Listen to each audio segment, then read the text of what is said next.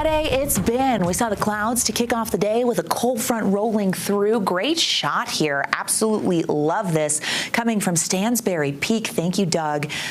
We live in the prettiest place. The clouds this morning were associated with a passing front. Time-lapse video in southern Utah shows clear conditions in Ivins, where we were in the low to mid 70s in Washington County throughout the day. And you saw those clear skies. And as we headed towards sunset, held on to fairly clear conditions. High temperatures today topped out at 59 in Salt Lake City. That's above average, even with a reinforcing shot of cooler air. 58 in Logan, 50s and 60s on the eastern side of the state. We made it to 74 in St. George, 50s and 60s along the I-15 corridor. For the overnight, we're going to see clearing conditions, so partly cloudy skies right after ABC4 News at 10 with the mid-40s, dropping into the upper 30s and low 40s along the Wasatch Front for those overnight lows, and then mostly clear with seasonal temperatures on deck for your Saturday. A nice dry weekend ahead. If that's what you need, that's what you're getting. Temperatures are going to build for the Wasatch Front over the next several days and stay above average in southern Utah. Now, there is a reason that's going to happen.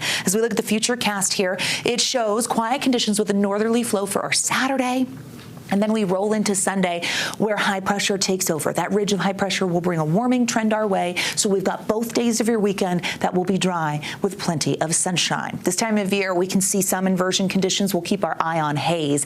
High pressure brings subsidence, sinking air. And with that sinking air in a prolonged period, areas of high pressure act as a storm block. And that's what we see as we roll into the weekend and next week. Upper level shows our cooler conditions clearing. Here comes the ridge blocking the entire western United States, and we know that the potential for that high to take over sticks around. Now, there is a chance that we see some changes, there it is, into next week, the development of a low, but not all of the weather models agree on this. So while we would love to welcome in wet weather, it's several days away and the path of the low is still undetermined.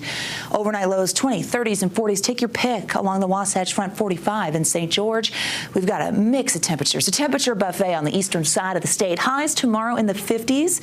Averages mid-50s in Salt Lake. We're pretty close to that. We'll see 60s for the I-15 corridor. Low 70s in St. George. Speaking of Washington County, we do have some gap winds with a northerly flow, enhanced canyon winds in Washington County near Snow Canyon, near Zion, possible. They would pick up late morning Saturday, hold on into early morning hours on Sunday. And then we get some warming, sunshine, and quiet conditions. The Wasatch Front has the 50s turning to 60s with partly cloudy skies.